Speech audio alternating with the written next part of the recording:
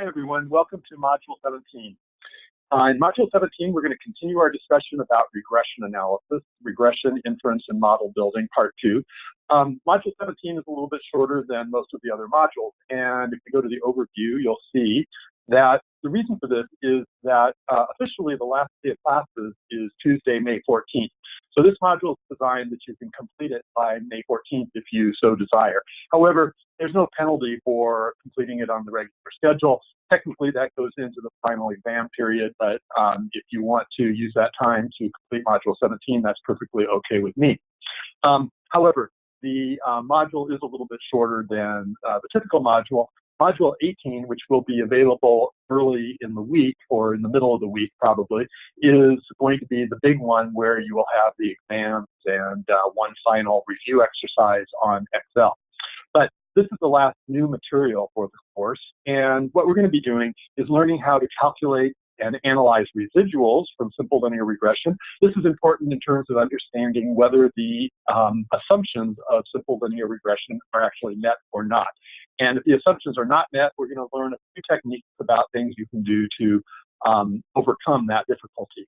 We're also going to talk more about interpreting the slope and the intercept in the regression model, setting up a confidence interval for the mean value of y, and also a prediction interval for a particular given value of y given a particular value of x. You'll learn more about how that all works.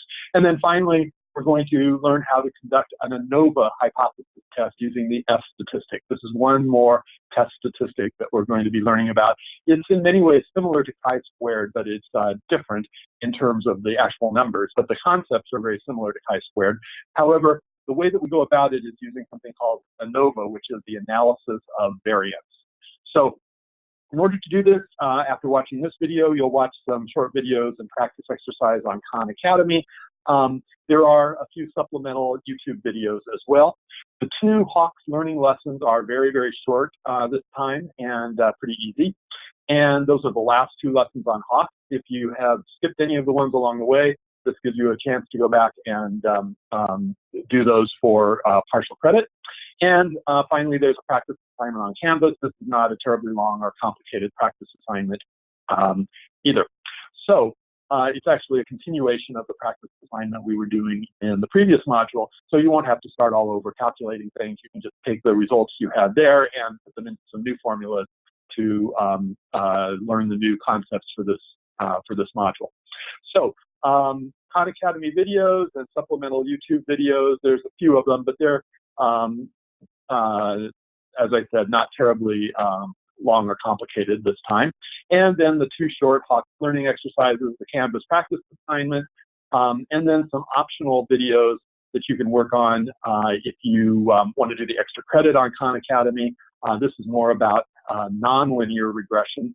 And then there's a Hawks extra credit chapter, chapter 17. This is something we don't cover at all in this class. It's very applicable to the class. We just don't have time to get into it in the standard class. This has to do with statistical process control. And so if you're interested, or if you're interested in learning extra credit, I would recommend doing the chapter 17 Hawks. But you'll need to read the chapter and study it yourself because we haven't covered any of these concepts in the class. Okay, so this is the last module of new material. And next week we will be doing the final exams and the final Excel exercise. Oh, as always, post any questions that you have in the discussion forum.